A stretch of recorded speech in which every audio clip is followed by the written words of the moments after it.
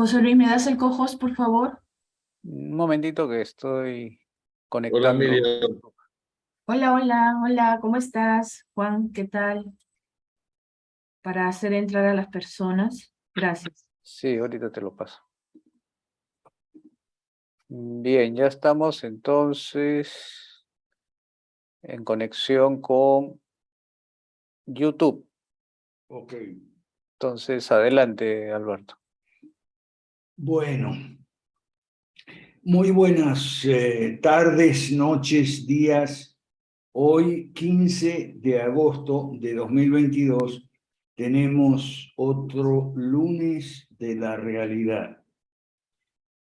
Nosotros estamos hablando de absurdismo, de la filosofía del absurdo, de la literatura del absurdo, el teatro del absurdo, incluso de la filosofía del absurdo, y nos queda la mitad de una cartilla todavía por examinar. Si nos da tiempo hoy, después de esto que es rápido, a no ser que haya muchas preguntas y comentarios sobre esta supuesta nueva derecha, que de derecha tiene poco, muy poco, y de nueva no tiene nada, ¿ok? Son puras cosas viejas, son puros retazos de cosas viejas, así como la absurda filosofía del señor Gustavo Bueno, ¿ok? Lo que pasa es que siempre las filosofías tienen repercusiones políticas malas o buenas, ¿ok? Y las filosofías absurdas también, ¿ok? No, el caso de Gustavo Bueno, autor de un mamarracho intelectual, pero una defecio. Juan Alberto Ugas me comentaba que el señor Bueno tenía que estar loco, ¿ok? Para encerrarlo en un sanatorio con camisa de fuerzas y era peligroso. Pero bueno, el señor Gustavo Bueno siempre fue bueno, valga la redundancia, para el marketing.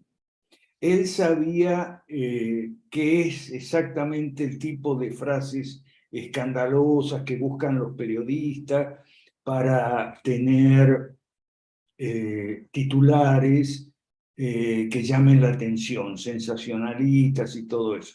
Señor Gustavo Bueno fue el mentor de Santiago Abascal, el padre de la Carta de Madrid.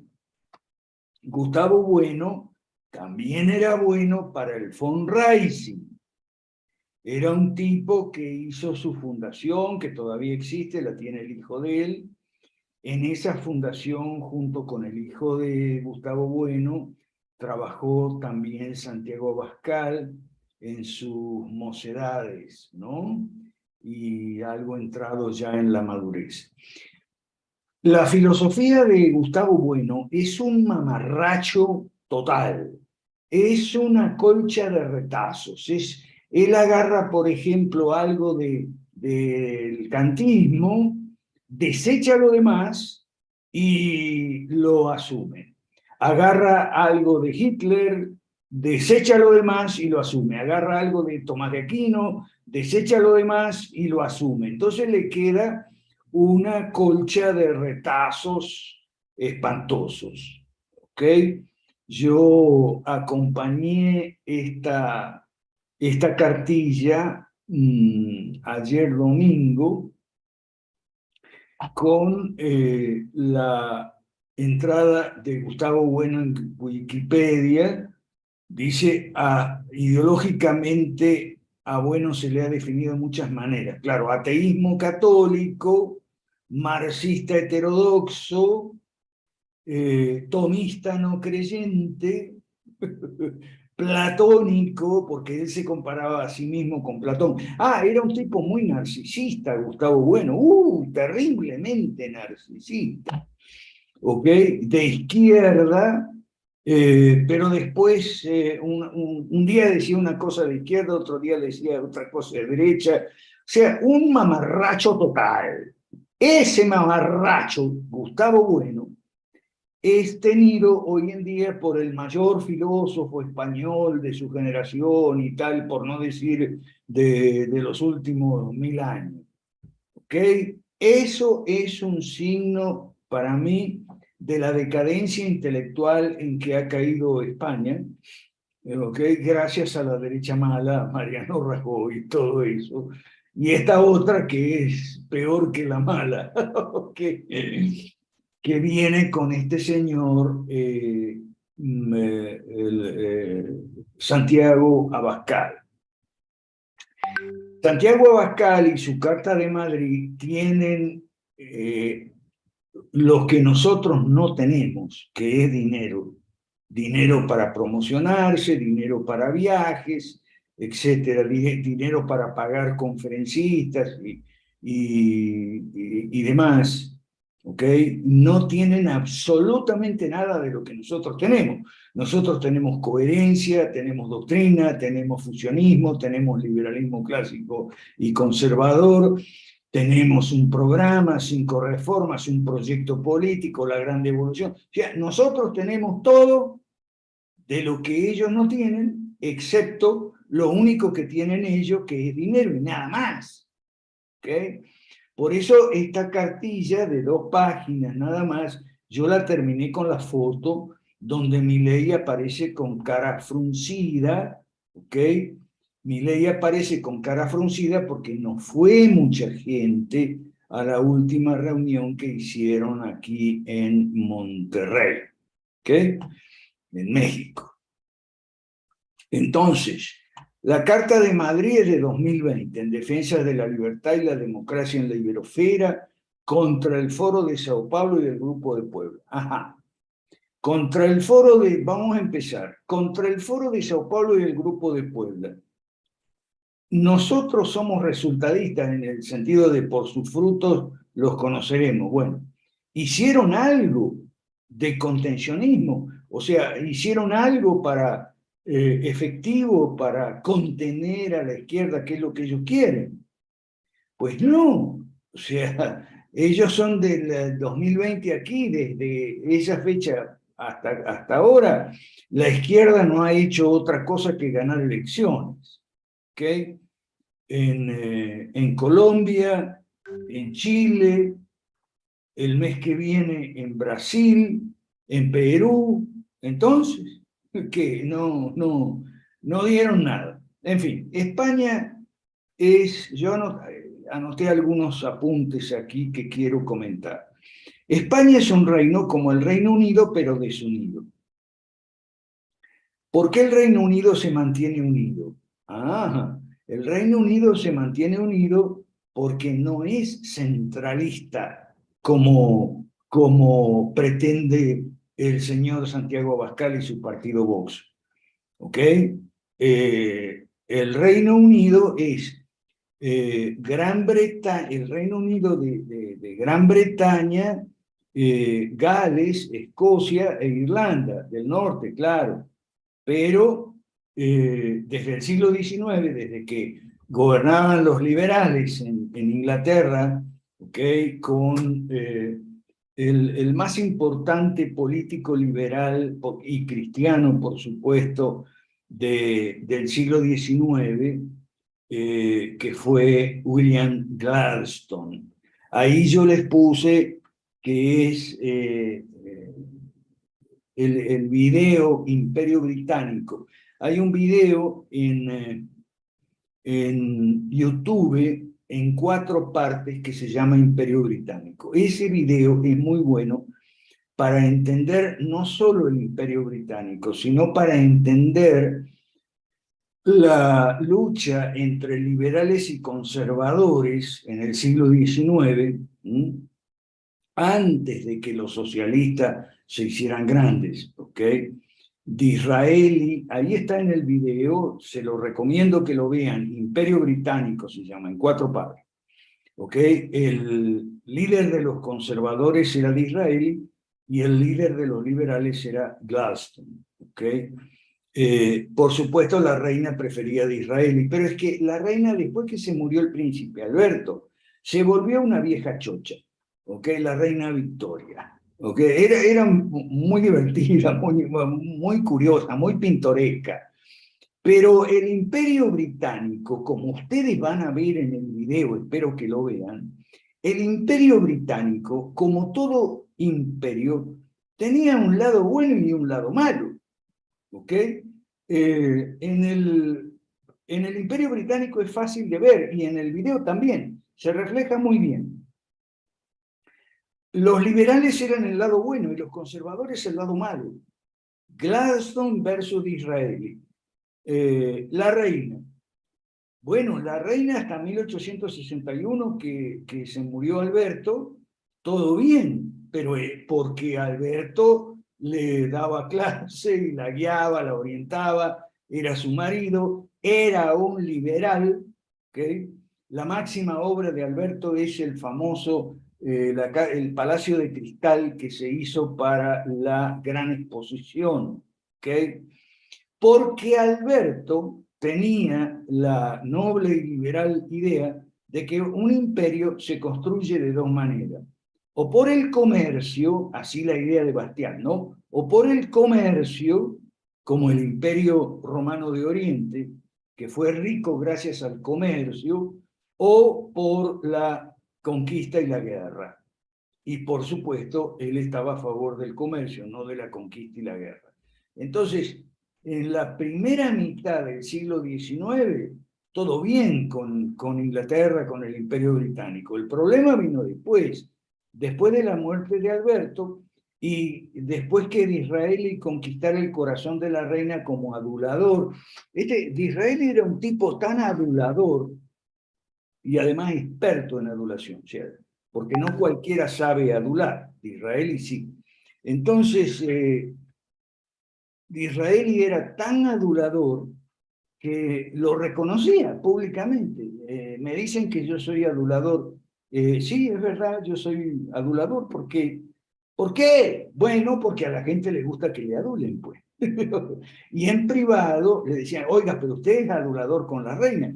Ah, por supuesto, porque la reina es un ser humano como cualquiera de nosotros y le gusta que le adulen. Y tenía una forma muy particular de adularla.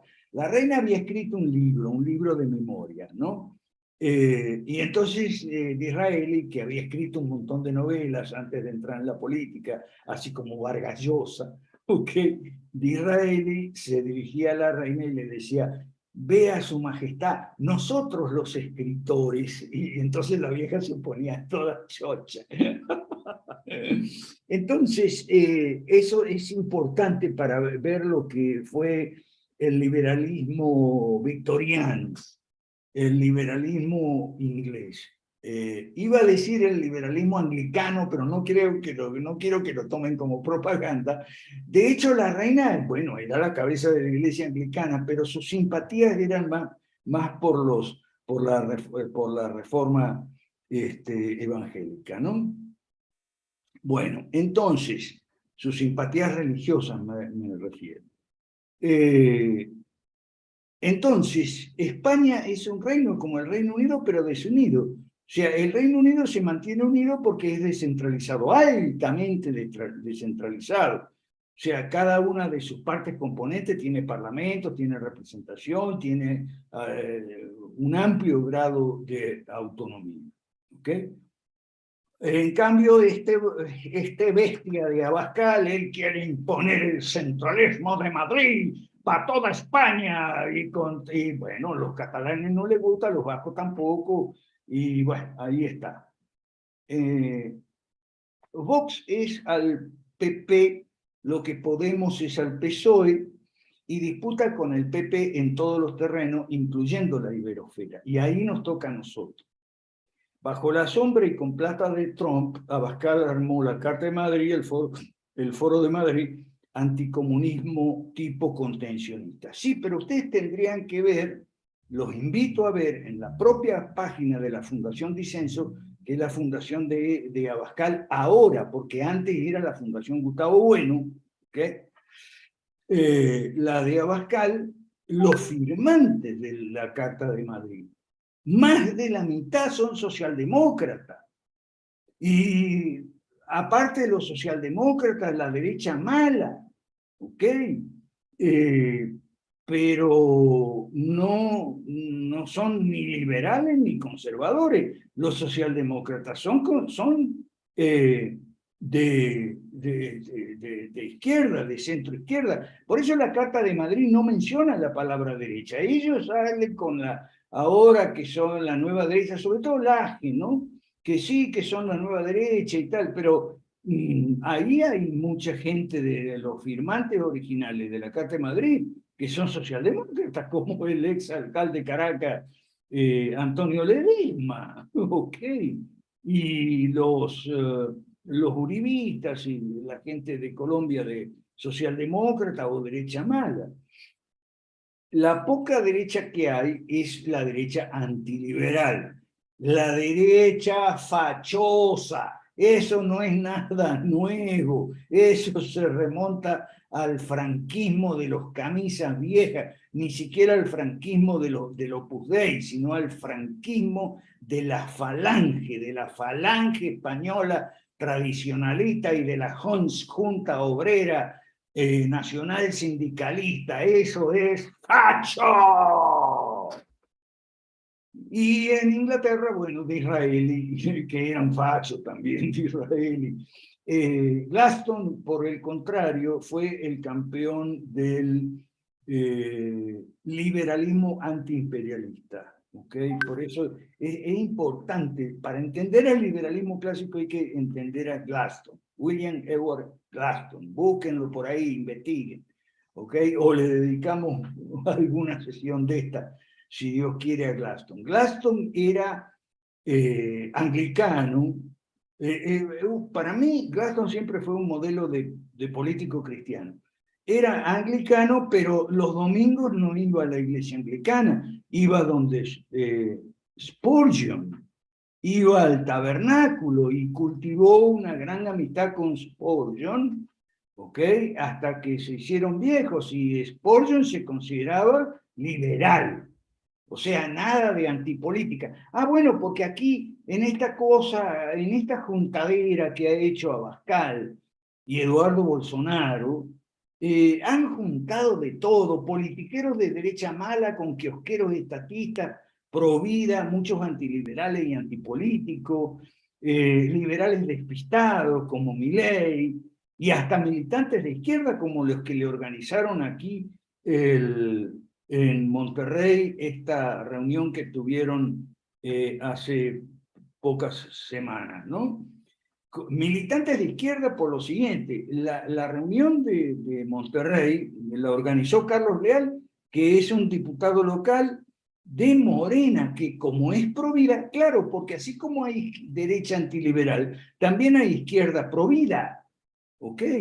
Entonces lo echaron de Morena. Y el partido evangélico de izquierda, que se llama Partido Encuentro Social PES, también estuvo aquí, siendo que habían apoyado a López Obrador y a Morena, hasta que se fueron porque eran pro vida, entonces dejaron de apoyarlo, en fin, todo una porquería, toda una juntadera de gente impresentable y muy lleno de contradicciones. Por eso es el contencionismo, porque cuando tú quieres juntar una gente que piensa tan diferente, que ellos incluso lo reconocen, ellos dicen a través de esta Carta de Madrid, apoyada por diferentes líderes políticos y sociales con visiones e ideas distintas e incluso divergentes, demasiado divergentes, digo yo. Entonces, lo único que puedes hacer es hacer una juntadera contra algo. Ah, bueno, contra el comunismo. Ah, ya está.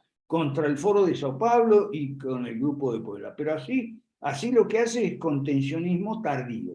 ¿Ok? El contencionismo es como estrategia, como línea estratégica en la política, está bien cuando es un contencionismo temprano. Pero cuando el enemigo, digamos, ya te llenó la canasta de pepino, se hizo con la sartén por el mango, el contencionismo es tardío y no funciona como se probó últimamente con los triunfos de la izquierda en Colombia, en Perú, en Chile y próximamente en Brasil. ¿Okay? Bueno, aquí en la página 1, personalidades a título individual. ¿Okay? Con los conservadores hispanistas aparece Milei, Bolsonaro, Kast y un montón de socialdemócratas como Alberto Asef. Por cierto, Asef es primero por orden alfabético, ¿no? Entonces está de primero entre los firmantes. O Antonio Ledesma de Venezuela, o Pastrana de Colombia, y ahí lo lleva a chocar. Pero es que son tontos. Pastrana fue a las reuniones de la Carta de Madrid, pero eso siendo que él era del PP. Y lo mismo les pasó en México, ficharon a algunos panistas, pero el PAN se desmarcó, recordando que su socio en España es el PP, no es Vox. Aquí puse otros apuntes: no saben economía, no les interesa aprender, no saben de política, sobre todo no saben de marxismo. Dicen que van a combatir el comunismo y no saben nada de marxismo. Y no les interesa aprender. No saben historia, no les interesa aprender. En consecuencia, no tienen programa ni pueden tenerlo con semejantes contradicciones. Entonces, aquí está, esto fue el mes pasado, ¿okay? Hace un mes exactamente, hicieron su congreso aquí, luego de haberlo hecho, haber estado en Perú, en Bolivia, ¿okay? Antes en México también, y por supuesto en Ecuador, apoyando a Guillermo Lasso, ¿okay? Y desde luego que en Colombia los recibió Uribe, si Uribe recibe a todo el mundo.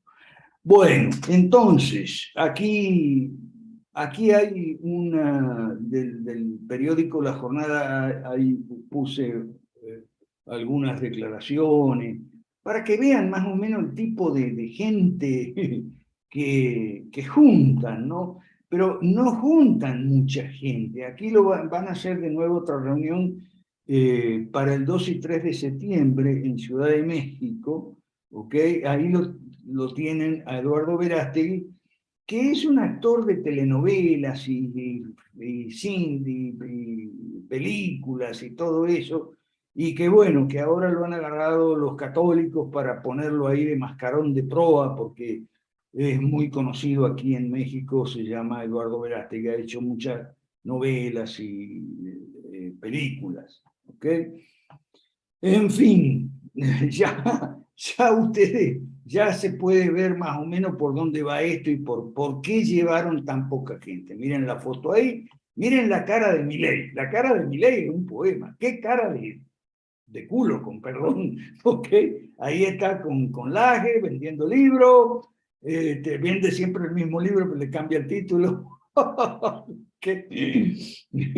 Y Carlos Leal, que hasta no hace mucho militante de Morena, el partido de izquierda, y ahora resulta que se ha devenido en nueva derecha. Toda gente ignorante, claro. Ahí vean la cantidad de gente que hay, que no es mucha para nada, a pesar de la plata que tienen, porque tienen plata, por lo menos hasta el año que viene, que Bolsonaro va a estar en el poder, van a seguir teniendo plata. ¿Y por qué Milei tiene esa cara de funeral? De hecho, está el video en YouTube de la conferencia de Milei en Monterrey, y Milei se ve, no lo puede disimular, está molesto. Habla de una manera muy distinta a la que él habla siempre, ¿ok? Está molesto porque no llevaron suficiente gente, ¿ok? Laje le importa un carajo porque lo que le importa es vender libros. Ahora, Eric García me decía que no nos conocen a nosotros. Sí nos conocen a nosotros. La señora María Herrera, yo tuve una conversación con ella que está en YouTube. Usted puede poner Alberto Mansueto y María Herrera Mediado. Es la líder de toda la mafia de la derecha mala exiliada en Florida. O sea, si yo tuviera una bomba atómica, yo la pondría en Florida, porque ahí está toda la mafia de la derecha mala, exiliada, fracasada, 1000 veces fracasada, de Bolivia, de Nicaragua, por supuesto, de Cuba y de Venezuela. Así que bueno, una de las ciudades que yo arrojaría una bomba atómica sería en Florida, para acabar con toda esa gente. Por eso mismo hemos dicho aquí que el enemigo principal es la derecha mala y la derecha esta supuestamente nueva, ¿ok? Fíjense una cosa, que la mayoría de toda esta gente son antiliberales. Dante Urbini acaba de sacar un video que dice ¿por qué no soy liberal? Son antiliberales. Al padre Olivera Arrabasi, que de política sabe tanto como yo de astronomía, ya lo ficharon del partido malvinero del señor Gómez Centurión, pero qué desperdicio, por favor. Entonces, toda esta gente, casi toda esta gente, y yo creo que Milei se tiene que haber dado cuenta, porque es bastante obvio el antiliberalismo de toda esta gente. Y la otra razón por la cual Milei pone cara amarrada aquí es porque se debe haber dado cuenta Milei de que son un montón de antiliberales, ¿ok? Especialmente los hispanistas y todos esos son muy antiliberales, porque además los católicos son antiprotestantes a muerte. Entonces, como no saben nada de historia, te dicen que a estos chicos, a esta muchachada, le dicen que el liberalismo viene de la Revolución Francesa y la Revolución Francesa de la Reforma Protestante. Ninguna de las dos cosas es verdad, históricamente, pero ellos no saben nada de historia, y entonces repiten cualquier tontería que le dan. Estuve viendo hace poco, buscando a ver dónde hay dignidad, ¿ok? Esos 4 ministros que le renunciaron a Bolsonaro son gente digna. Y buscando dónde hay dignidad, encontré que en Argentina hay dignidad. Hay todavía gente que cuestiona que las Malvinas son argentinas. No, no, no, no. Hay gente que cuestiona. En su momento cuestionaron la aventura malvinera Alfonsín, Alzogaray y Frondizi. Y hoy en día lo cuestiona un montón de gente, incluso gente rara de izquierda como La Nata o Beatriz Arlo, que escriben de vez en cuando: basta de malvinismo, por favor, basta de un animismo malvinero y todo eso. Entonces, eso bueno, es importante para ver dónde hay todavía dignidad aquí en esta región. No sé, para mí es importante eso. Bueno, le dedicamos media hora a este tema para ver si después tenemos algo de absurdismo como ver, o todavía no, lo dejamos para el lunes. No importa. Yo quiero ir al chat a ver qué hay de este tema. Se me ocurrió, porque hasta el sábado, encontré, ok, aquí está. Bueno, ok, vamos al chat primero y después levanta la mano el que quiera intervenir. A ver, Bueno era franquista. Bueno, es que Bueno era un poco de todo. O sea, porque él hizo una filosofía que le llamó materialismo no sé qué, eh, este, y tomaba algo del franquismo, tomaba algo del estalinismo, algo de la socialdemocracia, algo del liberalismo, tal vez. Él hacía Retazo, juntaba retazos y tal, y sí, juntaba retazos franquistas también. Ok, no sé si Ruth pregunta por el apellido Ruth, no sé si es Ruth Aguilar, ok. Bueno, Sandra, ok. Ok. Aquí está William Galston en la Wikipedia. Carta de Madrid y sus firmantes. Ok. Otro antiliberal era Mussolini. Claro, Mussolini, Hitler, al igual que Stalin y todo eso. Pero recuerden, no es que los extremos se tocan, es que no son extremos. ¿Ok? Fascismo y nazismo no es extremo con el comunismo. Gracias, Jorge Chapa, nos comparte Vox inspirada en Gustavo Bueno. Si extremos se tocan, no se tocan, los extremos no se tocan. Si se tocan es porque no son extremos. Eso lo explica muy bien Juan Ramón Rayo. Bien. Ya está los del chat. ¿Alguien quiere intervenir? No veo manos levantadas. ¿No hay? ¿Está todo bien? Aquí está Juan Alberto. Dale, Juan Alberto. Ok, tocayo. Sí, solo yo he analizado esto ahora que hablábamos por interno y nos reíamos juntos de Gustavo Bueno, que esta derecha es bipolar. No sé si te has dado cuenta, ¿no? O sea, una bipolaridad, por ejemplo, es decir, anarquía con capitalismo. Hay una bipolaridad allí. Soy anticomunista, pero hay que regular los mercados, ¿no? Hay una bipolaridad. Y me parece que ese es el gran problema de esta nueva derecha mala, que hay que ponerle, la nueva derecha mala, entre paréntesis, bipolar, porque tiene demasiadas bipolaridades, ¿no? Y un poco en broma para entender un personaje bipolar fantástico y divertido. Lo creó Roberto Bolaños para un programa con el Chavo del Ocho, que era el personaje de la chimotrufia que la hacía Florinda Mesa. Y la chimotrufia siempre decía, yo cuando digo una cosa es porque quiero decir otra, ¿no? Y es más o menos, eso encaja en ese discurso, ¿no? Encaja totalmente en el discurso de esta nueva derecha mala, que yo sugeriría poner entre paréntesis bipolar, por razonamiento, ¿no? Porque le encuentras bipolaridades por todos lados, ¿ok?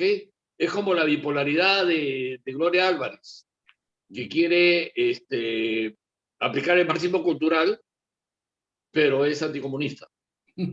O ahora la bipolaridad de Cabero en el Congreso de la República, que dice que es anticomunista, pero quiere aplicar todo lo que dice el marxismo cultural y ha presentado proyectos de ley también. Y es un hombre de derecha, dice él, ¿no? Entonces, la definición de bipolaridad creo que encaja. Lo he estado pensando eso y bueno, y lo planteo, ¿no? Nada más.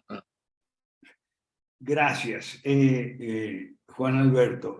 Son incongruencias políticas propias de la ignorancia, ¿ok?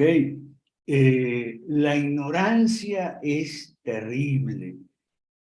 Algunas de estas personas, los que son liberales, porque aquí hay una juntadera bipolar, como diría Juan Alberto, entre gente que es liberal como Milei y gente otra que es antiliberal como Muñoz Iturrieta, o más especialmente Dante Urbina o el padre Olivera Rabasi. Son conservadores antiliberales, pero eso es muy viejo. Por eso yo estoy poniendo la figura de Disraeli, el gran seductor, el gran halagador y adulador del siglo XIX. Él era una derecha antiliberal.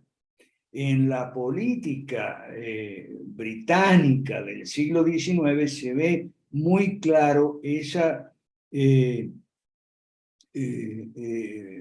duelo entre Gladstone y Disraeli, o sea, entre los liberales y los conservadores. Los liberales que por primera vez se llamaban liberales, porque antes existían, se llamaban los Whigs, y los conservadores se llamaban los Tory. En el siglo XIX es cuando se empiezan a llamar liberales y conservadores. ¿Okay? Una pregunta, Tocayo, una Diga. pregunta chiquitita que se me quedó. Tocayo. Esta influencia bipolar que yo estoy definiendo aquí, me parece que viene de las encíclicas papales, Bueno. de varios papas, porque son anticomunistas, pero también anticapitalistas, ¿no? Y allí ya es donde se empieza a formar o a sustentar o a cimentar esa bipolaridad. No sé si antes de esa etapa ha existido algo así, ¿no? Pero me parece que eso es una influencia importante. La iglesia influye mucho en ese concepto, ¿no? Sí, gracias, eso ya lo hemos visto. Pero lo que pasa es que no le podemos poner bipolar porque hay liberales despistados ahí. Ahí está Milei, que es un liberal, solo que no sabe nada de política. Está, por ejemplo, el chileno Rojo Edwards, que es del partido de Kass, y son liberales, porque son como Gladstone, o sea, partidarios del libre cambio, libre comercio, enemigos de los aranceles, los liberales que derogaron las leyes de grano, que defendía de Israel, ¿ok?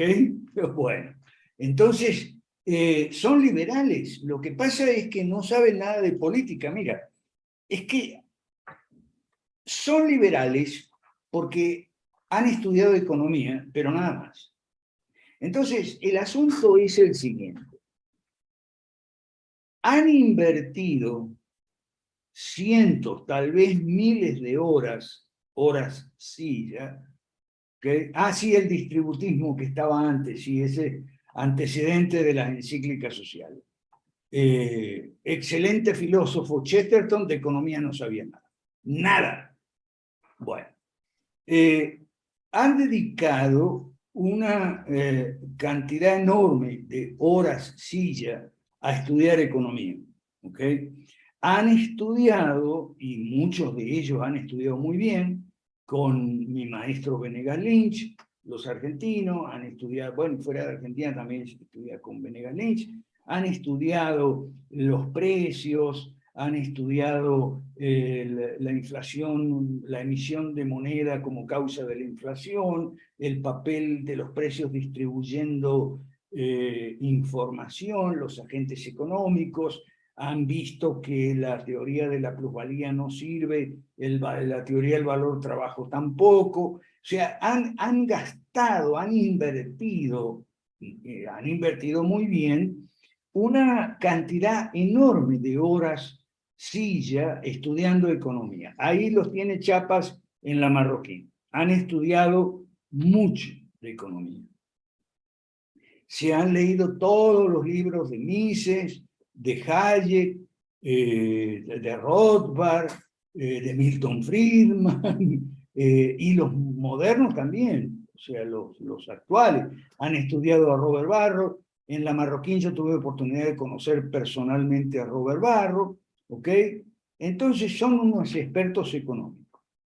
Entonces, han gastado también una cantidad enorme de horas silla tratando de enseñar economía a la gente de izquierda porque siguen el dictum de Hayek de que si los socialistas supieran economía no serían socialistas. Bueno, muy bien.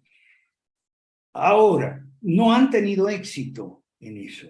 Las conversiones son muy pocas, por eso decía, los testimonios de conversión son la más eficaz herramienta de propaganda que hay, y al único que tienen converso, que tienen para exhibir, es a Rojas de Chile, y nada más. ¿Okay? Ahora bien, algunos se han cansado de discutir con gente de izquierda, porque la gente de izquierda no sabe nada, pero cree que sabe. O sea, en términos bíblicos, no son simples nada más, o sea, ignorantes, son necios. O sea, el necio es el que cree que sabe, no sabe nada, pero cree que sabe. Entonces, tenemos lo siguiente. Tenemos que muchos de ellos se han cansado y ya no discuten más con gente de izquierda porque se han cansado de la necedad. Y con razón, yo también me he cansado. ¿Ok? Últimamente no, porque hay mucha gente que llegó a la izquierda anteayer, jovencitos y todo eso. Pero lo importante es esto. Han gastado miles de horas para aprender economía y han tratado de enseñar la economía a las izquierdas. Muchos han perdido la paciencia. Bueno, a mí me pasa igual con todos estos tipos que saben economía, pero no saben ni p de política. Yo me he pasado muchos cientos, tal vez miles de horas y ya estudiando política. Y ya me cansé de discutir con los economistas liberales que de política no saben ni la P, pero creen que saben, son igual de necios que los izquierdistas con la economía. No sé si me explico por dónde voy.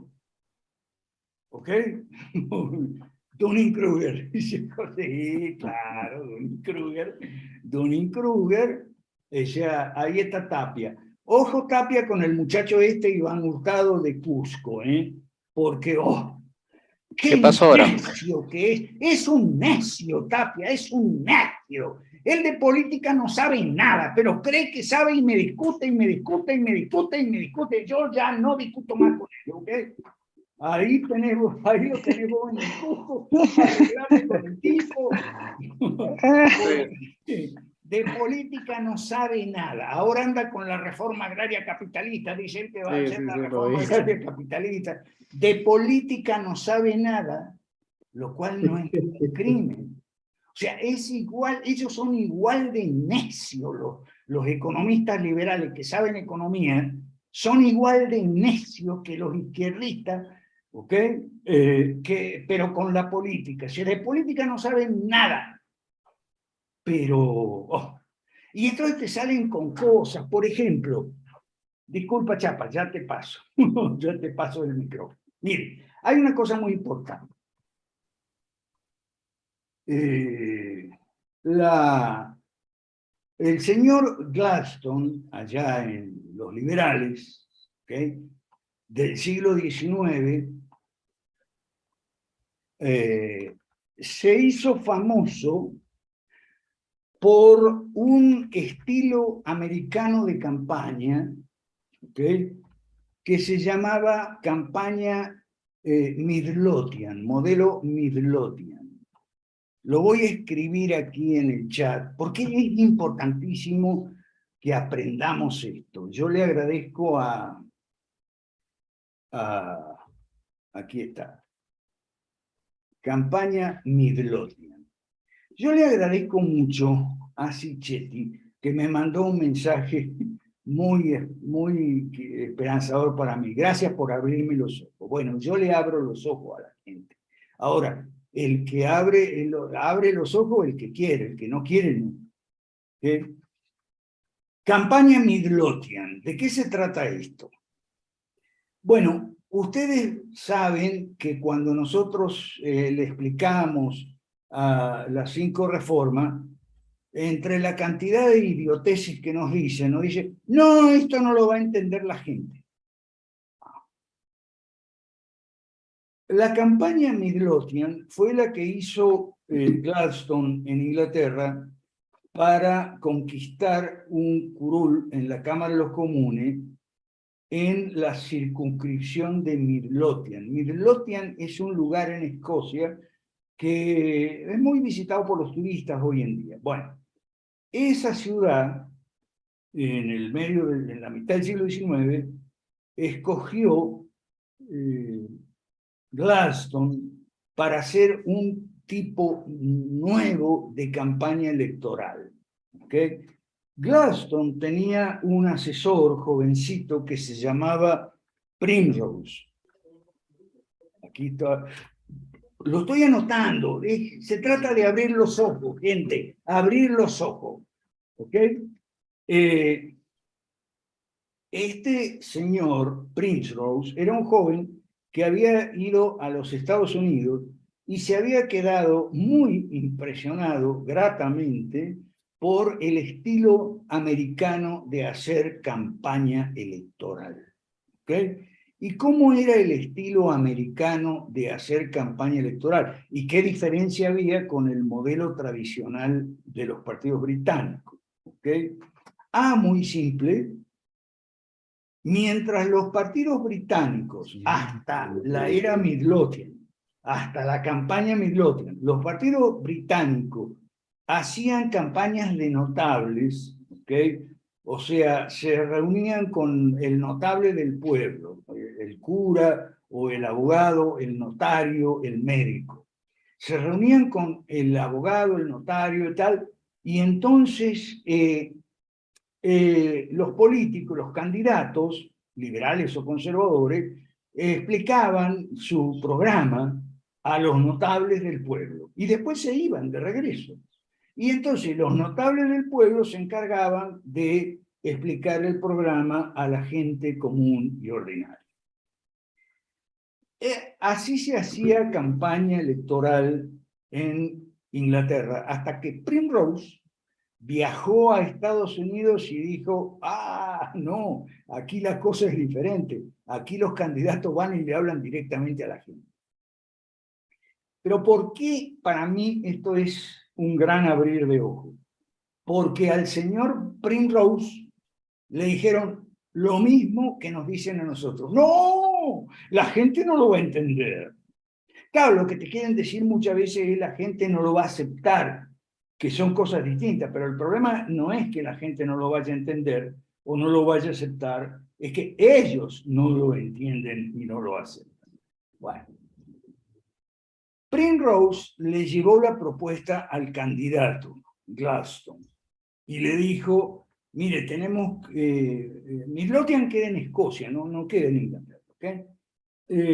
Tenemos que hacer campaña ahí en este distrito porque en el suyo natural de Gladstone, usted ya perdió como 2 o 3 veces.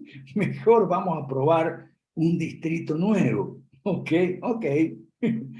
Pero vamos a probar un estilo nuevo de campaña electoral. Usted no va a ir y va a hablar solo con los notables de Midlothian, sino que va a ir y a hablar directamente a la gente. Y a Gladstone le gustó la idea, ¿ok? Acuérdense, Gladstone, liberal y cristiano, ¿ok? Le gustó la idea, ¿ok? Y ensayó y fue y habló directamente a la gente. Eso que en Estados Unidos era lo normal, porque no había notables, no hay nobleza en los Estados Unidos, no hay una capa superior, así como en Inglaterra y tal. O sea, porque era a los terratenientes, a los comerciantes, tal, que se hablaba. ¿Ok? Al señor Gladstone le gustó y lo ensayó y lo hizo y lo practicó. Y ganó. O sea, con un notable éxito, ganó fácil. Y le cerró la jeta a todos los que le decían, no, la gente no lo va a entender, la gente no lo va a entender, la gente no lo va a entender. Y es lo mismo que nos dicen a nosotros. O sea, cuando nos dicen, y bueno, ¿y cuál es su estrategia? Siempre nos tiran lo mismo. Bueno, ahora le podemos decir esto, es una estrategia midlothiana. Si ustedes abren algún libro de ciencia política alguna vez, van a ver en el capítulo dedicado a las campañas electorales este asunto de la campaña midlothiana, que fue lo que cambió en Inglaterra, y cuántos obstáculos tuvo que superar el señor Primrose y el señor. Otra cosa, fue una campaña de estilo americano. Esas cosas, Primrose se transformó en el jefe de campaña de Gladstone, del candidato. Y, o sea, que le preparaba las giras, iba 1 o 2 días antes para arreglar un lugar desde donde iba, y eran lugares al aire libre, a lo mejor la estación de ferrocarril, o la vereda de enfrente del bar más concurrido, cosas así, ¿ok? Entonces, fue una campaña, la primera campaña moderna, estilo americano, ¿ok? Y lo que a mí me interesa subrayar, además del éxito que tuvo, fue que tuvo que enfrentar mucho estúpido Dunning-Kruger, como dice Chapa, ¿ok? Dunning-Kruger que sale a decirnos, no, eso la gente no lo va a entender, no vas a hablar de 5 reformas porque la gente no lo va a entender. Ah, sí, bueno. En la campaña Midlothian, Gladstone le habló a la gente de los temas políticos del momento, que eran la reforma electoral, la reforma fiscal, o sea, los impuestos y demás, la política exterior, temas complicados como las agresiones del Imperio Otomano a los búlgaros, que estaban muy en el candelero en ese momento.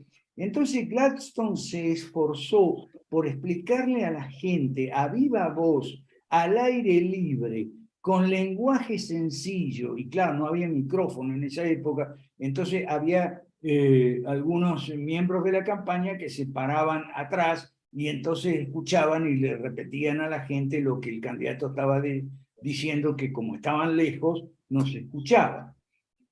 Bueno, entonces nosotros enfrentamos el mismo problema. Gente estúpida, ignorante y necia que viene y nos dicen idioteces.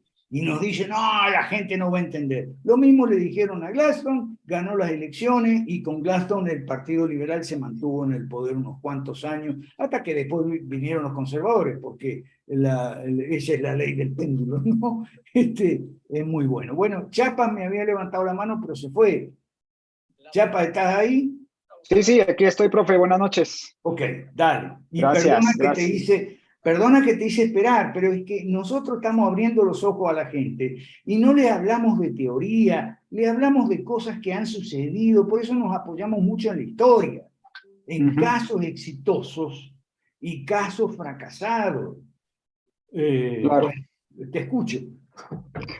Buenísimo, profe. Muchas gracias. No, ahí como nota al pie de esta anécdota que pone, recién hice una exposición dando muchos ejemplos y realmente me llevé una felicitación por parte del grupo que me escuchaba, porque me dice que interesante, ¿no? O sea, todo lo que ha ocurrido en otros países, cómo se ha aplicado este proyecto, estas reformas. Así que, pues, a mí me gusta mucho la realidad, porque, pues, mucho de lo que escucho acá y aprendo acá, tomo nota también. Yo les sugiero siempre a los estudiantes, mis compañeros estudiantes aquí, tomar nota, ¿no? Y después repasar sus notas, porque cuando uno está frente a sus interlocutores, pues tiene que exponer todo esto, ¿no?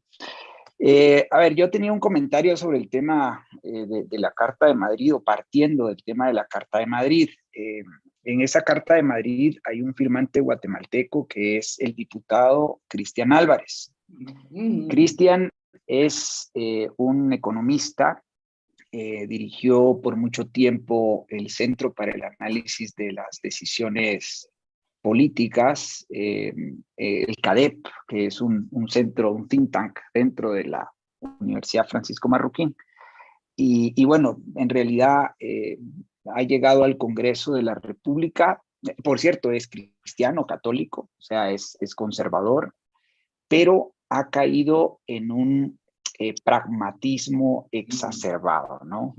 A mí me llama la atención porque este es un caso que no aplica para el ejemplo de aquellos que son economistas pero que no saben de política, o para aquellos que son conservadores pero que no saben de economía. Cristian me parece que aprendió mucho de economía, activó políticamente, hizo sus bases, trabajó en el área rural y ganó, ¿verdad?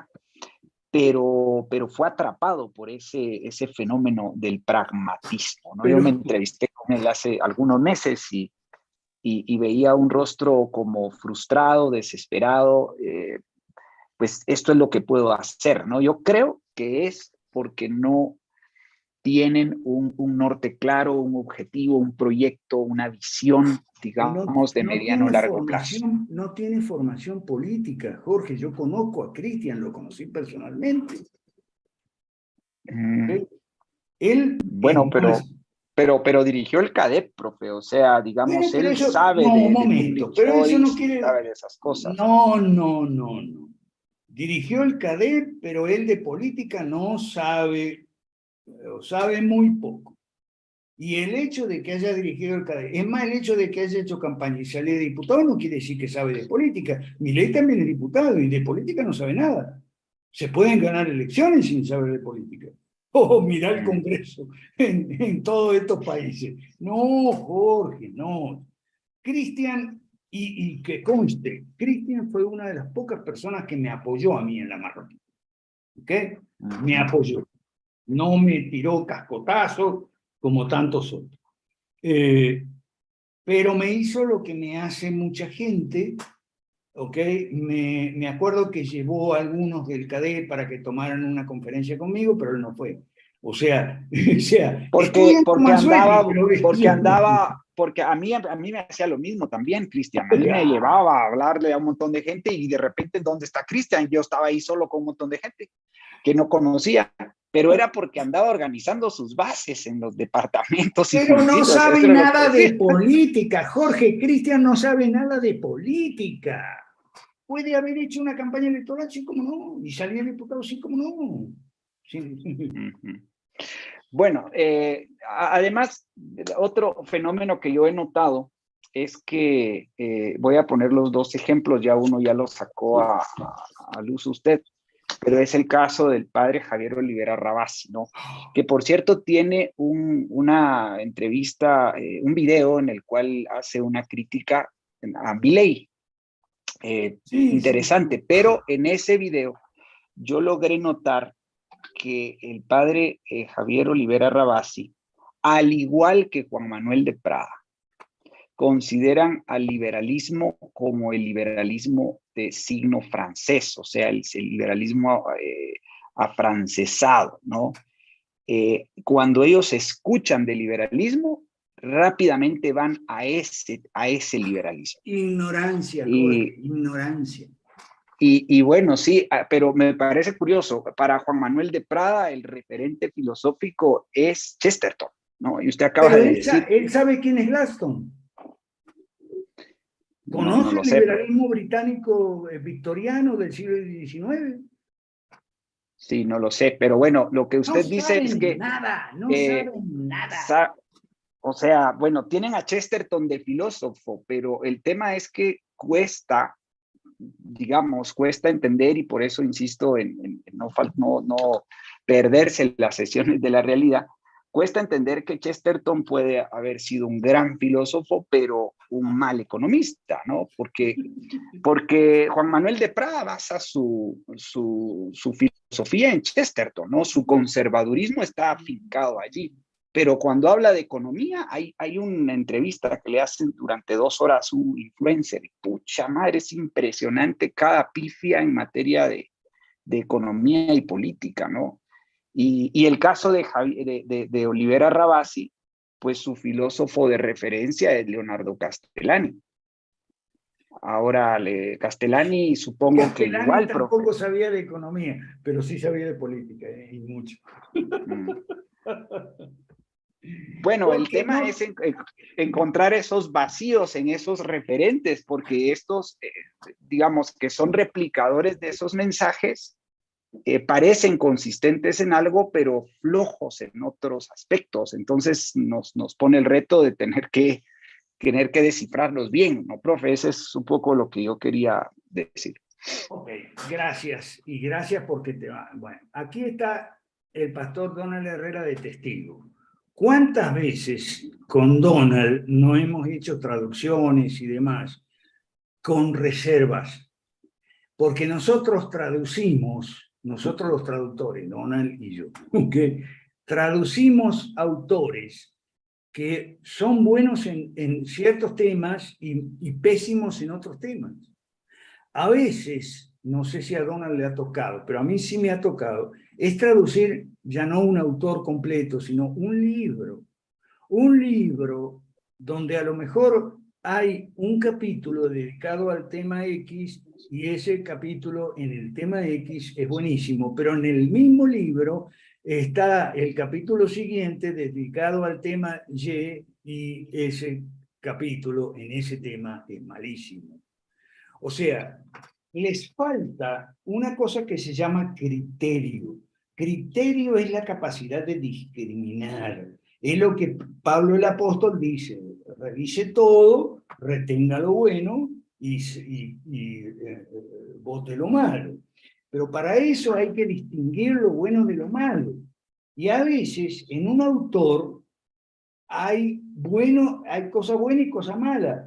Y a veces en un libro, hasta en una página, a lo mejor tienes una página de un libro y en esa página comienza muy bien, pero a la mitad se pierde y sigue muy mal.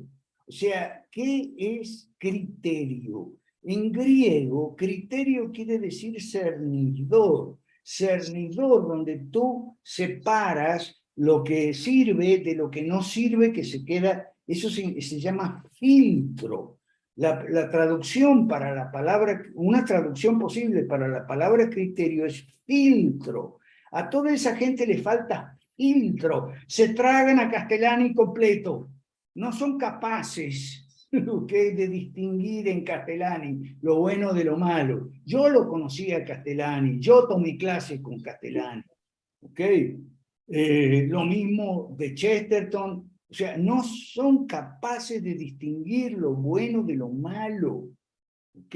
Les falta criterio, discernimiento, discernir. La palabra discernir ya está más cercana a la palabra cernidor, el cernidor de café o de azúcar o de arroz o lo que sea, ¿ok? Que separa lo que no sirve de lo que sí sirve. Eso les falta. Y de política no saben nada. Si no saben nada, bueno, pero opinan todo el tiempo. Y discuten como si supieran. Ese es, como vos decís, Chapas, es Dunicru. ¿Ok? Aquí está Donald, sucede con mucha frecuencia. Claro, sucede con mucha frecuencia que si tú tienes capacidad de discernir, entonces puedes ver en un autor o en un libro o en un capítulo o en una página o en un minuto de video, ahora que se usan mucho esos documentales audiovisuales. ¿Ok? Yo le tengo que dar las gracias a Daniel Ocada, que está aquí, que estamos trabajando sabroso con eso, le estamos abriendo los ojos a la gente con documentos audiovisuales cortos que él me prepara, me edita muy bien. Bueno, tengo que darle inmensas y eternas gracias a Daniel Ocada, que lo estamos haciendo, creo que bien, por lo menos por la recepción que tenemos, que no es mucha, pero sí es buena, gente que está abriendo los ojos. ¿Okay? Gracias, Donald, dice que es excelente trabajo. Bueno, el pastor Edwin Vela. Adelante. Buenas noches, profe. Nace mi pregunta cuando usted dice que no saben de política. Yo era joven, todavía estaba por ingresar a la universidad y conocí a Aya de la Torre, mi papá mucho la admiraba, a Luis Alberto Sánchez. ¿Ellos sabían de política o no? A ver, eran socialdemócratas, ¿no? Socialdemócratas. O sea, Esa es la diferencia. el aprismo. Yo creo que sí sabían de política práctica, pero de políticas públicas no. Ah, ya. Ese era el asunto. Porque más tiraban a lo social, socialistas. Claro, socialdemócrata, Aya de la Torre, Luis Alberto Sánchez. Ahora, Luis Alberto, es que hay cosas buenas y cosas malas en los mismos autores. Luis Alberto Sánchez, por ejemplo, tiene algunos libros socialdemócratas que mejor tirarlo a la basura. Pero tiene un libro que se llama Historia de América Latina o algo así, que es muy bueno. Y habría que tenerlo en la mesa de noche, no en el cajón de la basura. O sea, hay que distinguir, ¿ok? Hay que separar lo bueno de lo malo. Los dos libros más importantes de historia de América Latina son el de Luis Alberto Sánchez, peruano, y el del argentino Tulio Alperín Dondi, que también es muy bueno. ¿Okay? Sé que Perú ha tenido una orfandad de conocimiento de política. De política pública, sí, porque es la parte... Y fíjate vos, los liberales que saben algo de política, saben de política pública, pero no saben nada de política práctica, no saben cómo se arma un partido, cómo se estructura un programa, cómo se articula una oferta electoral, no saben nada de eso. ¿Entendés? Ahí está el problema, pues. Gracias. Ok, faltando poco menos de media hora, si no hay nada más sobre esto, vamos a retomar, Tapia, por favor. Ajá, está Juan Antonio. Mientras Juan Antonio nos platica, José Luis, a ver si me puedes compartir. ¿El absurdismo? Sí, por favor. Ya. Dale, Juan Antonio, te escuchamos. Sí, Alberto, muy buenas noches a todos. Una pregunta. A mí me queda la duda si tenemos que hacer fusionismo con todos los con la derecha conservadora, si tenemos que hacer fusionismo con los liberales, ¿cómo manejar eso? O sea, ¿cómo es que si ellos no saben de política, nosotros vamos a hacer fusionismo con ellos? ¿O es la idea? Bueno. Sí, sí me explicó, o sea, Sí. es que además, digo, bueno, si nosotros criticamos y descalificamos a la derecha mala y la calificamos de mala, ¿cómo podemos aspirar a hacer fusionismo con ellos?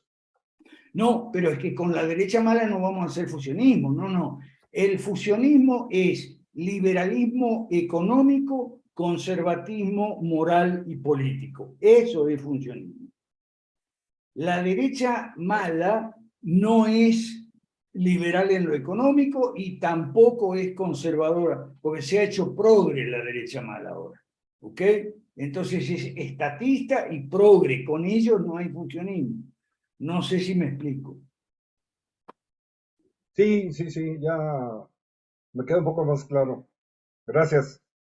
Donald explica aquí, no es fusión en el sentido partidario, sino fusionismo ideológico. Por eso yo estoy exponiendo, por eso yo les estoy mostrando, me gustaría que vean el video El Imperio Británico, que es en realidad una serie de 4. Porque ahí vamos a ver un liberalismo que el liberalismo de Gladstone y antes de Palmerston, el fundador del Partido Liberal Inglés, un liberalismo que a mí me parece mejor que el de los Estados Unidos. ¿Okay? Acuérdese algunas cosas. Acuérdese, usted ha visto, por casualidad, seguramente que ha visto por ahí, las banderas de los países. Es más, en la escuela primaria a mí me enseñaron las banderas de los países. Hay algunos países, que son los países nórdicos, entre ellos Inglaterra, que tienen la cruz en la bandera, la cruz de Cristo. ¿Ok? Entre ellos está Inglaterra. Y no están los Estados Unidos. Los Estados Unidos no tienen la cruz en la bandera. Ajá, pero la tienen Suecia, Noruega y tal, y por supuesto Inglaterra. Eso es muy importante. Ok. No. Aquí está Donald. Ah, Donald también conoce las banderas de los países nórdicos, todas tienen la cruz de Cristo en la bandera. Son países cristianos. Ok. Entonces, por eso yo digo, cuando Galtieri hizo la invasión de las Malvinas, yo no era anglicano en esa época, ¿ok? Pero sí era un admirador de lo que fue el Imperio Británico. Ahora, ojo, el Imperio Británico tuvo cosas malas, sobre todo al final, ¿ok? O sea, porque nada humano es perfecto, ¿ok? Y entonces, por eso yo, y me acuerdo, pues, pero es que además yo era profesor de Derecho Constitucional y de Derecho Internacional. Entonces, sabía que los títulos argentinos sobre las Malvinas son muy, muy flojos. En cambio, los títulos de Gran Bretaña sobre las Malvinas son muy fuertes. Es la ocupación que es continua y permanente, pública, o sea, abierta, reconocida por los súbditos británicos de las Islas Malvinas, o deberíamos decir Falkland, pacífica e indisputada por largos periodos de tiempo. O sea, los títulos de Gran Bretaña sobre las Falklands son mucho mejores que los de Argentina sobre las Malvinas. ¿Ok? Entonces, por favor, gracias a Dios encontré todavía gente decente, noble, en Argentina que comparte esta posición. Las Malvinas no son argentinas, punto. Y que no venga José Aguilera a decir que son chilenas, ojo. Porque hay muchos chilenos, hay más chilenos que argentinos en las Malvinas. Digo porque a veces se asoma aquí en el... Bueno, ok. Ahora, vamos al absurdismo. Ok. Absurdismo. Vamos a entender por qué hoy en día no hay un filtro para separar lo que es absurdo de lo que tiene sentido. Lo que tiene sentido puede ser malo o bueno, lo que tiene sentido, ¿okay? Puede ser socialista, pero tiene sentido. En cambio, lo absurdo es lo que no tiene sentido, esa es la definición. Entonces, si Dios no existe, todo está permitido. En el original de la novela de Dostoyevsky está entre signos de interrogación. Todo está permitido. ¿Okay? El autor eligió esta frase para expresar la tesis según la cual Dios es el fundamento de la moral y el derecho. O mejor dicho, que el orden moral y jurídico depende de la existencia de Dios. Por el contrario, si Dios no existe, o si ha muerto, como proclamó Nietzsche, entonces la moral se queda sin base de sustentación y todo está permitido. Pero ahí nomás en la página siguiente, ¿okay? En la página siguiente decimos lo siguiente: si Dios no existe, no solo todo está permitido, sino que todo carece de sentido, propósito y valor. ¿Ok? Entonces, toda esta gente, Donald Herrera, que es profesor de lógica, suscribiría esto, toda esta gente lo que hace es llevar a sus consecuencias extremas, pero lógicas, la afirmación de que Dios no existe. Dios no existe, por lo tanto, nada tiene sentido, propósito ni valor. Entonces, todos los absurdistas lo asumen. O sea, la vida no tiene, la vida, la realidad, el mundo, las personas, nosotros mismos, no carecemos de sentido, propósito y valor, y por eso la cuestión filosófica fundamental, lo dice un existencialista muy conocido, el señor Camus, es el suicidio. O sea, porque si nada tiene sentido, mejor pegarse un tiro. Nada tiene propósito, nada tiene valor. Entonces, pegarse un tiro. ¿Ok? El absurdo, estamos en la página 9, al final. El absurdo es un problema porque hay en el ser humano un fuerte deseo de sentido, juicio, justificación, propósito, pero parecen estar ausentes en el mundo y la sociedad. ¿Ok? El término absurdismo está muy asociado con la filosofía de Albert Camus. O sea, Camus era un existencialista consecuente. Él se planteó el tema del suicidio. Claro, no, nunca se suicidó ni lo intentó. Con lo cual se hace tal vez un absurdista inconsecuente, porque entonces se hubiera debido matar. ¿Ok? Bueno, Søren Kierkegaard pasa por ser un filósofo cristiano, y es el que empezó esto. ¿Okay? Yo sostengo que todo el mal que hay en el mundo es culpa de los cristianos inconsecuentes, que son la inmensa mayoría. Y esto no empezó con Kierkegaard en el siglo XIX, empezó con los franciscanos. Ya en el siglo XIV y XV, ya los filósofos franciscanos, yo le acabo de enviar a alguien por ahí, después me la piden, una bibliografía sobre cómo fueron los filósofos franciscanos que tiraron abajo la filosofía cristiana clásica, la síntesis tomista, Tomás de Aquino. La tiraron abajo. ¿Y quiénes fueron? Los franciscanos. Y enseguida de los franciscanos vinieron los jesuitas, que adoptaron la filosofía y después la política de los franciscanos, culminando la guinda de la torta en el papa jesuita que adopta el nombre de Francisco. Cuando el papa jesuita adopta el nombre de Francisco, le está poniendo la guinda a la torta. O sea, los franciscanos fueron los que destruyeron todo ese, toda la ontología realista de Tomás de Aquino. Los franciscanos fueron los que le abrieron la puerta a todos los Schopenhauer y Nietzsche que iban a venir después, y a todas las filosofías que no son holísticas, son particularistas, y que las vamos a ver ahora. ¿Okay?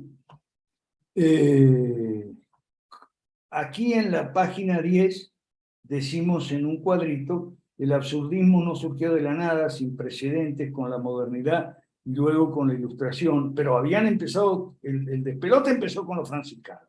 Muchos autores se apartaron de la síntesis medieval. Pretendieron buscar nuevos fundamentos y así generaron corrientes que al final desembocaron en el absurdismo y otras filosofías vanas y huecas, porque no toda filosofía es vana y hueca, ojo. ¿Ok?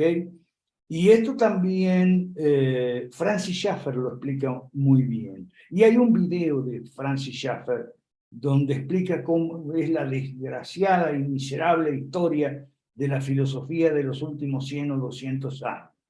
Viene la modernidad, viene la Ilustración y viene el romanticismo. La exaltación de los sentimientos por encima de la razón. Sí, pero eso ya empezó con los franciscanos en los siglos XIV y XV. Descartes, inaugura una manera de pensar basada en el sujeto, no en la realidad, sino en el yo. Yo pienso, luego soy. Pienso, luego existo. Eso es muy de esta corriente. Después viene Hume, Kant, eso lo vamos a... Yo lo escribo para que lo lean, ¿eh? O sea, ya que no van a abrir un libro, racionalismo, o sea, racionalismo es el racionalismo, digamos, extremo, radical, o sea, ya habíamos puesto hace 2 sesiones, habíamos comparado con un cuerpo humano, ¿no? La realidad es como un cuerpo humano, entonces un filósofo viene y inaugura una nueva forma de filosofía que se llama bracismo. Todo centrado en el brazo, y otro piernismo, piesismo, manosismo. Aquí tienen racionalismo, pragmatismo, falibilismo, empirismo. Vaya por la página 12, escepticismo. Todo esto es la destrucción de la filosofía. Materialismo, mecanicismo, existencialismo, nihilismo Hedonismo, bueno, lo que hay que hacer es tomar cerveza y comer milanesa, ¿ok? Estoicismo el estoicismo está muy de moda ahora, otra vez se puso de moda el estoicismo. El estoicismo es una especie de cristianismo sin Cristo para no cristianos, ¿ok? El cinismo, los cínicos, Schopenhauer, Nietzsche, el eterno retorno, creo que esto ya lo habíamos visto, que viene, literatura del absurdo, estoy pasando rápido porque ya queda poco tiempo, lo vamos a ver mejor el lunes, si Dios quiere, ¿ok? Pero quiero que lo lean, porque estoy seguro que alguno de los que está aquí no leyó todavía todo esto, las obras absurdistas, Metamorfosis, Extranjero, El mito de Sísifo, La cantante calva, Esperando a Godot, y finalmente Carmina Burana, y la historia muy interesante, lo que le pasó al autor de Carmina Burana con los nazis, ¿ok? Pero eso ya lo habíamos visto. Entonces, todo esto lo vamos a desarrollar en el próximo lunes. Aquí hay algo en el chat de Donald Herrera que dice que el vacío de la deidad es llenado por otra que lo sustituye. Y las opciones son algún tipo de misticismo, religioso, ideológico o el poder. ¿Ok? Y esto ya, claro, eso es, ya voy a buscar algo. El poder es, o sea, el Estado. ¿Ok? Eso que dice Donald en el chat, ya lo había dicho Ayn Rand, ¿ok? Fíjese lo que le voy a poner aquí de Ayn Rand. Fíjate, especialmente Donald, fíjate cómo Ayn Rand dice exactamente lo que tú dices. El misticismo religioso y el misticismo del músculo. El misticismo del poder, ¿ok? O sea, la adoración del poder por el poder mismo. Hay mucho en la estatolatría de esto. La adoración del poder por el poder mismo. ¿Ok? Cosa que no combatían los liberales británicos del siglo XIX, los victorianos. ¿Ok? Porque los victorianos tenían la concepción de que el poder, por el poder mismo, es algo malo, pero el poder para establecer la justicia es una herramienta necesaria. Esa idea de que se requiere poder para establecer la justicia viene de un antecedente interesantísimo que vamos a ponerlo en la lista de temas. Yo tengo una lista de temas aquí para pendientes para más adelante que, bueno, algunos los estamos sacando con Daniel Okada, ¿ok? Que es el ciclo arturiano, el reino de Camelot y el rey Arturo, el modelo de príncipe cristiano, ¿ok? Y el reino de Camelot como un reino cristiano. Básicamente. Sí, ¿quién tiene la radio prendida ahí? ¿José Luis? Oh. Ok. Gracias. El reino cristiano. ¿Ok? Esto es muy, pero muy importante. ¿Ok? Contra todos los anarcotarados, los anarquistas. Señor anarquista, anarcocapitalista y todo eso.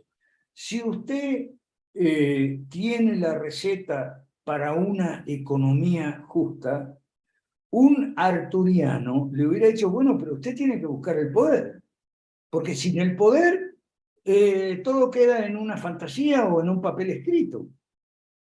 El poder no es algo malo. Los príncipes cristianos tenían poder, como el rey Arturo en el reino de Camelot.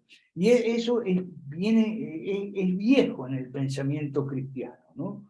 O sea, el poder es malo cuando usted busca, adora, idolatra, ensalza el poder por el poder mismo. Pero el poder es algo muy bueno cuando usted tiene claro los valores de orden, justicia y libertad. Cuando usted tiene claro cómo se operacionalizan gobierno limitado, mercados libres, propiedad privada. Cuando usted tiene claro cuáles son las 3 políticas públicas para establecer ese reino de orden, justicia y libertad, que son privatizar, desregular y abrir mercados a la competencia. ¿Ok? Muy bien, pero le falta una cosa. ¿Qué le falta? Poder. Ah, pero tenemos ahora los anarquistas. Oh, los libertarios, anarcocapitalistas. No, porque todos los políticos son unos chorros. No, porque la política es una mierda. Un arturiano se escandalizaría. Decía, pero este está loco. ¿Cómo va a poder realizar la justicia si no tiene poder? Ahora, podemos reemplazar la palabra poder por otra palabra que vale al caso. ¿Cuál es esa otra palabra? Autoridad. Ok, autoridad. La diferencia es que autoridad significa poder, pero poder legítimo. ¿Ok? Entonces, si no nos gusta la palabra poder, cambiemos la palabra por una palabra equivalente y más precisa todavía, autoridad. Usted necesita la autoridad. Autoridad es poder legítimo. Ahora, ¿qué es lo que legitima el poder? ¿Okay? Bueno, en el mundo de hoy la democracia ya no existe más, la monarquía, la nobleza, todo eso. Entonces es la democracia, el voto popular. Bueno, entonces hay que salir a buscar el voto popular. Pero entonces viene lo de la campaña midlotiana. La campaña midlotiana no le fue a mentir a la gente. La campaña midlotiana le fue a decir la verdad a la gente de Midlothian, ¿ok? Solo que con palabras sencillas para que cualquier tendero, panadero, ama de casa, o zapatero, o herrero, en esa época, ¿okay?, lo pudiera entender. Y contra todos los idiotas y Dunning-Kruger que le decían, no, eso no se va a poder porque la gente no lo va a entender, el señor Primrose le preparó a Gladstone y Gladstone fue y dijo los discursos y la gente entendió, y entendió perfectamente hasta tal punto que votó y Gladstone ganó la elección. ¿Ok? Bueno. Pregunta Estefano si el rey Arturo fue un rey David. Bueno, fue un modelo de rey cristiano, de príncipe cristiano. Fue un modelo, porque un primer ministro también, Gladstone, es un príncipe cristiano. Okay. No es rey, pero es primer ministro. Entonces, fue un modelo de rey cristiano, de príncipe cristiano. El reino de Camelot era un modelo donde los gobernantes practicaban las virtudes cristianas, empezando por la humildad. O sea, el reino era un soberbio que se ponía encima de la gente. La austeridad, frugalidad, no era un derrochador, despilfarrador que aumentaba los impuestos. ¿Ok? Era justo, era prudente. ¿Ok? Tenía todas las virtudes necesarias para administrar justicia, ejercer la defensa, brindar seguridad externa y interna. Todo eso es un modelo de príncipe cristiano. Y el rey David, sí, modelo, pero hasta cierto punto. Y no por el tema sexual que se obsesiona a la gente, especialmente los evangélicos, con el tema sexual del rey David. No, está el tema del censo. ¿Okay? De manera que no era un modelo, digamos, exacto, digamos, perfecto. ¿Okay? El principado cristiano, hay un libro de Quevedo también en español, ¿okay? El Quevedo del siglo de oro, ¿okay? Que se llama ¿cómo es? Política de Dios y Gobierno de Cristo. Búsquelo por ahí. Francisco de Quevedo, política de Dios y gobierno de Cristo. Para los pendejostales que no, la política no. O sea, ahí está, Quevedo, siglo de oro español. Política de Dios y gobierno de Cristo. ¿Ok? Entonces, la idea, ya va, Estefano, que tú me tiras demasiadas preguntas juntas. El reino terrenal, la idea de que la nación, el gobierno de la nación, debe ser parecido a como es el gobierno de Dios en su creación, es decir, el universo. ¿Okay? Esa era la idea del reino de Dios hasta el siglo XX. ¿Okay? En el siglo XX se desbarató todo. La idea, y esto me lo enseñó a mí un profesor ateo que se llamaba Manuel García Pelayo, y que tiene un libro que se llama El Reino de Dios, también García Pelayo, El Reino de Dios. García Pelayo es ateo, pero entendió perfectamente todo esto, ¿no? La diferencia entre Tories y, bueno, que conservadores y liberales. Los conservadores eran imperialistas, eran como Trump, ¿ok? Le gustaba ponerle trabas al libre comercio. Y otra cosa importante, esto que yo he repetido tantas veces de cambiar el plan de juego, o sea, de poner nosotros la agenda, poner nosotros las propuestas, en vez de hacer mero contencionismo, jugadores amontonados todos atrás. Esto era muy del liberalismo británico del siglo XIX, de Palmerston y de Gladstone, ¿ok? Y de un conservador que se pasó al liberalismo, que era Peel. Bueno, lo interesante es que ellos, los liberales, hacían las propuestas, como nosotros, 5 reformas, ¿ok? No nada más decir que no a lo que hace la izquierda, no, nosotros hacemos las propuestas.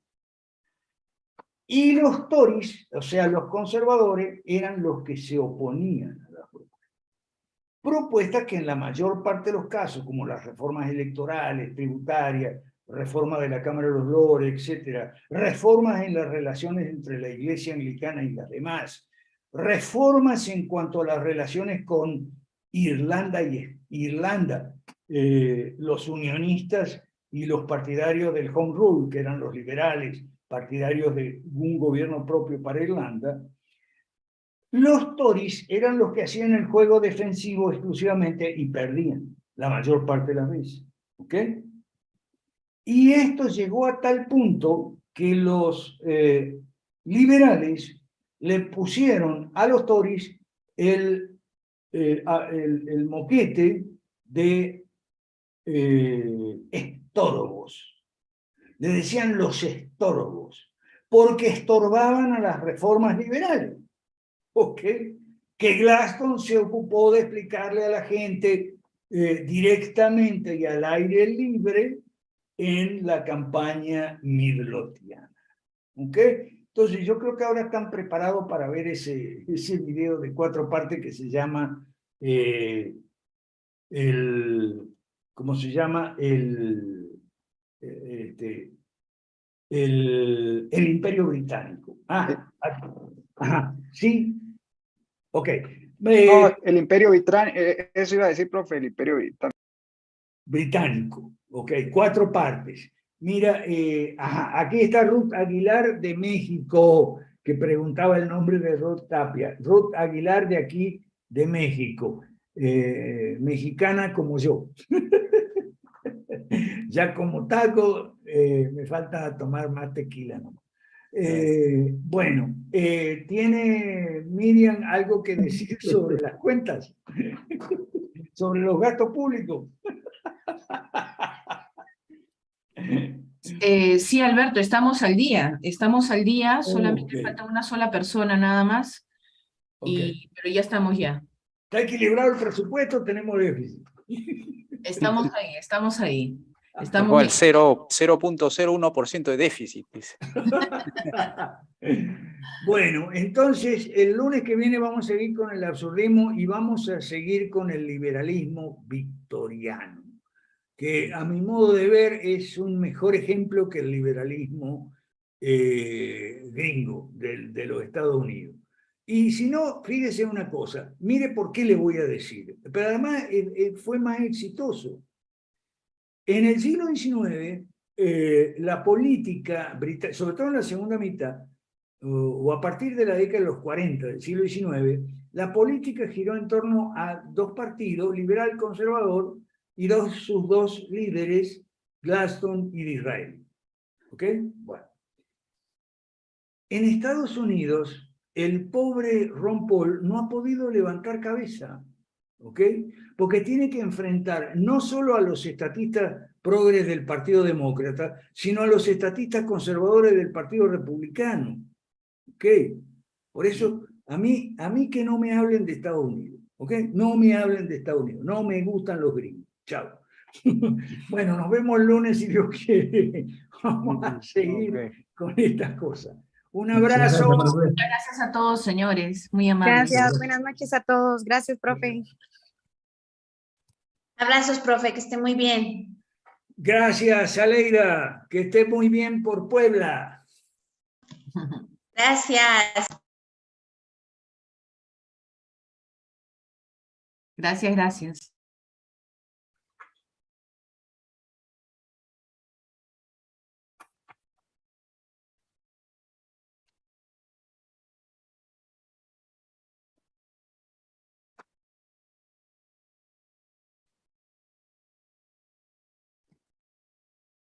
José Luis, ¿paramos la grabación?